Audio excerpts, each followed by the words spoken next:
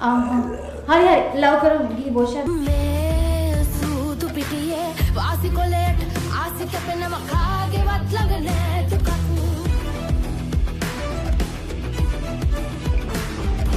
මේ සූදු පිටියේ වාසිකොලේට හිටියොත් හොරා කන්නට ඉඩක් නැතුව මිසක් හොරා කන්නට ඉඩක් නැතුව මිසක්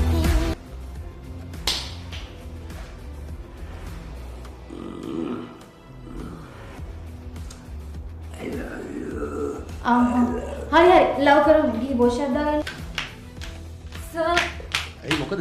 අනේ මට බෑ සර් අර මිනිස්සයා මහ තිරිසනේ බීලා මාව හපන්නත් ආවා මොකක්? මට ආරංචි කොල්ලා නයිට් සබ් වල යනවා කියලා. වෙලාවකට ඉරිසියක් හිතෙන.